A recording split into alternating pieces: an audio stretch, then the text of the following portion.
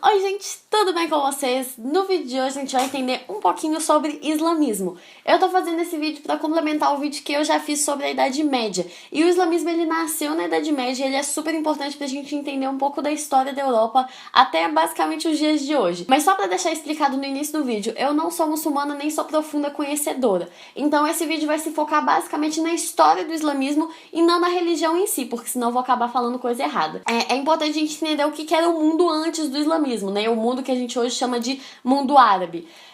Hoje em dia a gente chama basicamente tudo que está no Oriente de árabe, né? Mas não é assim. Antes do islamismo, todos esses povos que hoje a gente chama de árabes, todos esses povos da Península Arábica, todos esses povos orientais, cada um tinha a sua cultura, cada um tinha a sua religião, cada um tinha a sua língua. E esses povos, eles eram muitas vezes divididos em tribos ou divididos em clãs. Tinham os sheiks, que eram meio que os chefes políticos desses clãs. Eles eram muitas vezes nômades, né, que viviam na forma beduína, né, vivendo no deserto e se virando com os oásis, até porque, né, grande parte do Oriente é povoada por desertos, é muito quente. Então, esses povos tinham as suas religiões, as suas crenças, principalmente religiões politeístas, que acreditavam em vários deuses e que acreditavam que todos os objetos da natureza tinham espíritos, né? Então, assim, as pedras, as plantas, o céu, tudo é povoado por espíritos e Deus está em todo lugar, uma coisa assim. Então, eles tinham religião politeísta. Até nascer um cara chamado Maomé. Qual que é a do Maomé? Maomé foi um cara que nasceu no século 7 depois de Cristo, nasceu numa cidade chamada Meca e viveu lá. O Maomé era de um clã de comerciantes, a família dele era de comerciantes e vivia em Meca justamente porque na época das religiões politeístas, Meca era uma cidade importante onde as pessoas iam peregrinar. O que é peregrinar? É você ir por motivos religiosos nessa cidade. Então, assim, as pessoas todo ano iam pra Meca para fazer oferendas aos deuses pagãos que eles acreditavam. Pagãos não, aos deuses politeístas que eles acreditavam. Então, assim, a família do Maomé era uma família de comerciantes que ajudava esse comércio que rolava na cidade de Meca, ajudava os peregrinos, que ganhava muito dinheiro com isso. A família do Maomé era um bocado abastada, e depois ele ainda se casou com uma viúva muito rica, e com isso ele conseguiu viajar muito, e ele aprendeu muito sobre religião judaica, e principalmente a religião cristã, que acaba que o islamismo é uma mistura muito boa dessas duas religiões também. Só que, aos 40 anos, Maomé estava um dia aí, vagando pelo deserto, e recebeu uma visão do anjo Gabriel, que revelou para Maomé que não existe esse tanto de deuses, que essas religiões estão todas erradas, que na verdade só existe um Deus, que é Alá, e que mandou Maomé escrever todos os preceitos de Alá. Então Maomé, inspirado pelo anjo Gabriel, acabou escrevendo todos os dogmas dessa religião única, que acabou virando o Alcorão. O Alcorão é a Bíblia dos muçulmanos, né, que tem todos os preceitos, que tem todos os dogmas, que tem todo o fundamento da religião islâmica mesmo. Então, inspirado pelo anjo Gabriel, Maomé descobriu que só existia um Deus, e o anjo Gabriel também revelou para Maomé que ele era o único profeta desse Deus. Então Maomé descobriu que ele era o escolhido e que ele tinha que passar adiante essa mensagem que ele recebeu.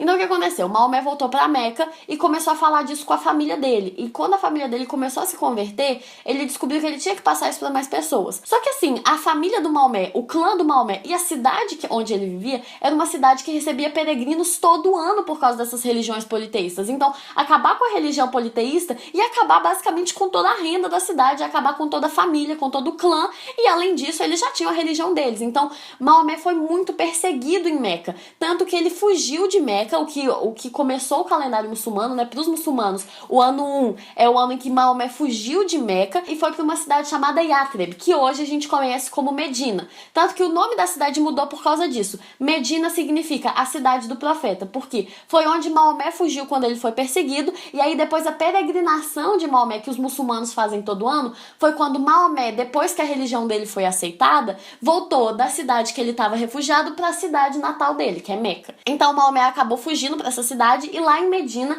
ele fez muitos fiéis, sabe? Muitas pessoas acreditavam mesmo nas coisas que ele falava, e ele conseguiu fazer a primeira comunidade muçulmana, a primeira tribo mesmo, a primeira galera que estava junto com Maomé acreditando em tudo que ele falava. E aí acabou que, por uma mistura de convencimento mesmo das pessoas, por conversão das pessoas e também pelo exército que ele formou com essas pessoas que acreditavam nele, Maomé conseguiu conquistar várias cidades. Tanto ele conseguiu o poder político político na cidade dele, em Medina, quanto depois, quando ele formou o exército, ele conseguiu voltar para Meca, conquistar a Meca, e a partir daí ele saiu avançando pela Península Arábica e começou a conquistar vários lugares, começou a virar um grande líder político e também a expandir a religião muçulmana.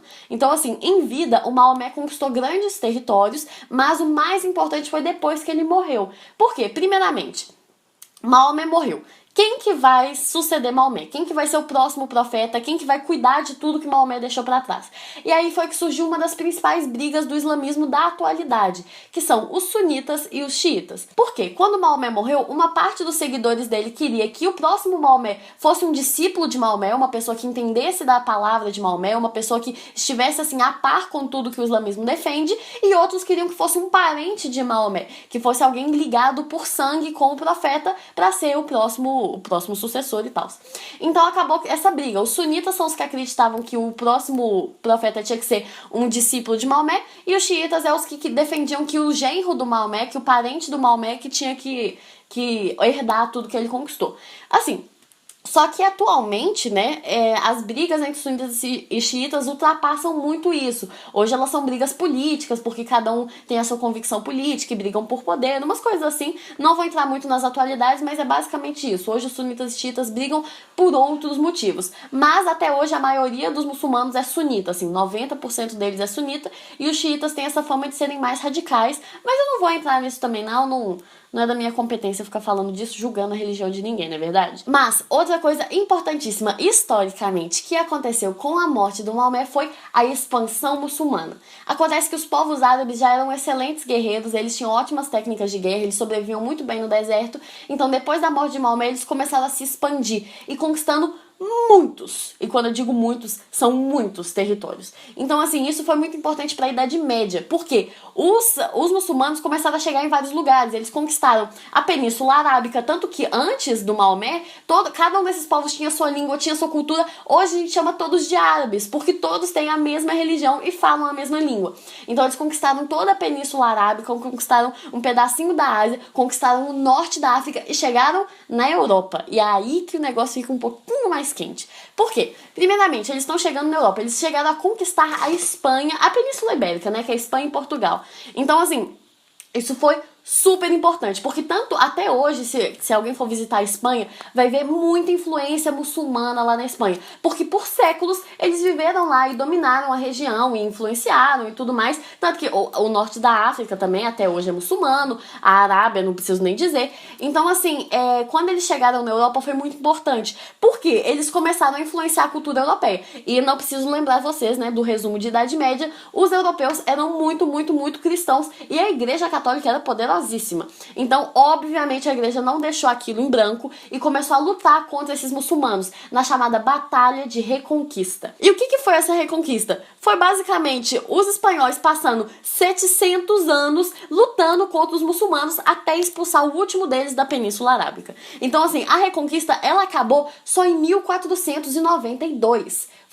Foram séculos brigando com esses mouros até expulsá-los da Península Arábica. E não apenas com os mouros, mas os espanhóis expulsaram também os judeus. Porque na história da humanidade ninguém gostava dos judeus. É muito paia, mas eles também foram expulsos da Península Arábica. Então, assim, a Batalha de Reconquista foi super importante, porque foi uma batalha que durou muito tempo e que também acabou que não impediu que a cultura muçulmana, assim, tivesse a sua influência na Europa. E outra batalha super importante, que vocês não precisam decorar o nome, mas se vocês virem esse nome, vocês têm que se lembrar, é a Batalha de Poitiers. Não sei se eu falei certo, porque eu não falo francês. Mas essa batalha foi uma batalha que ocorreu mais ou menos no Reino dos Francos, que foi quando o rei dos francos, no início da Idade Média, conseguiu conter a expansão muçulmana. Por que aconteceu? Os muçulmanos saíram da Península Arábica e saíram conquistando por todos os lados. Eles iam entrar no Reino dos Francos, só que o rei dos francos, né, o Clovis na época, se eu não me engano, conseguiu impedir o avanço muçulmano. E por que essa guerra foi tão importante, afinal, né? Porque se essa guerra tivesse sido perdida, os muçulmanos teriam conseguido entrar dentro da Europa e provavelmente hoje em dia todos nós seríamos muçulmanos. Então, assim, essa batalha foi muito marcante, porque a partir daí os muçulmanos primeiro ficaram só na Península Arábica e depois com a Reconquista eles saíram de vez e hoje na Europa, assim, hoje eles não dominam a Europa, hoje eles entraram por outros motivos. mas a Batalha de Poitiers e a Batalha das Reconquistas, né, elas foram super importantes porque elas basicamente expulsaram os muçulmanos e os judeus da Europa. E por fim, os muçulmanos também acabaram chegando muito perto do Império Bizantino, o que foi uma das inspirações para as cruzadas, que eu vou falar em um vídeo separado, mas acabou que as cruzadas impediram por um tempo o avanço deles, mas acabou que hoje eles conquistaram, tanto que a capital do Império Bizantino, que hoje é a cidade de Istambul, é uma das cidades com mais muçulmanos no mundo. A Turquia hoje é um país extremamente muçulmano e tal. Então, assim, moral da história, os muçulmanos conquistaram vários territórios.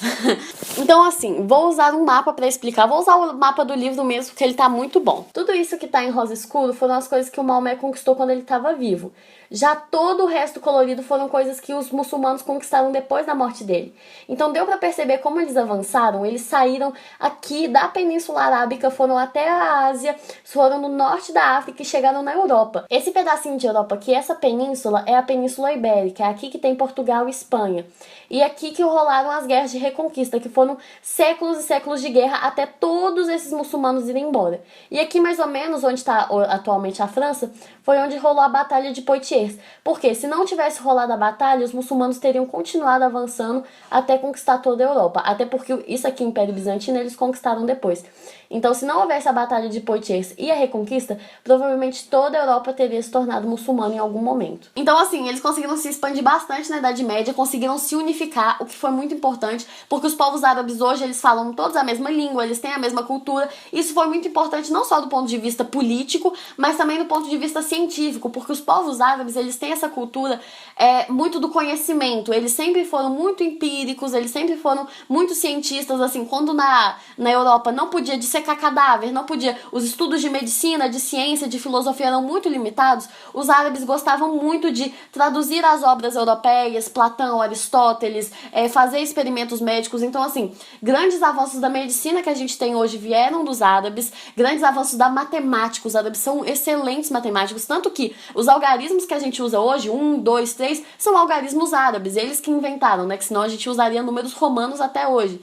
Então, assim, na matemática, na ciência, na medicina, na filosofia, na escrita, eles evoluíram muito, porque os árabes têm essa cultura de que cada povo que eles conquistavam, ao invés de suprimir a cultura desse povo, eles traduziam e estudavam. Então, quando eles conquistaram, por exemplo, a Palestina, eles aprenderam hebraico para poder fazer um estudo da Bíblia. Quando eles conquistaram grande parte da Europa, eles aprenderam a língua local para fazer a tradução dos estudos de Santo Agostinho, dos estudos filosóficos que estavam rolando na época. Então, assim, resumidamente, foi basicamente isso que aconteceu. Os povos árabes sempre foram muito espertos e tiveram uma influência bastante positiva da cultura que a gente tem hoje, né? A gente tá falando línguas que vêm muito do árabe, o alemão tem uma influência grande do árabe também. Então, assim, sem preconceitos, né? Não vou entrar nas atualidades, mas eu espero que as pessoas muçulmanas que estejam vendo esse vídeo tenham se sentido um pouco representadas. Eu prefiro não falar muito dos dogmas, do que eles praticam religiosamente, porque senão eu vou falar bobagem, porque não conheço direito. Mas, historicamente, eles foram super importantes e eu espero que vocês tenham entendido. Espero que isso ajude vocês a entender um pouco sobre a Idade Média. E, assim, se você gostou desse vídeo, dê um me piate, porque dá muito trabalho pra fazer. Se você ainda não conhecia o canal, você pode se inscrever clicando aqui embaixo. E muito obrigada pela paciência pra você que viu o vídeo até aqui. Um beijo, até o próximo vídeo.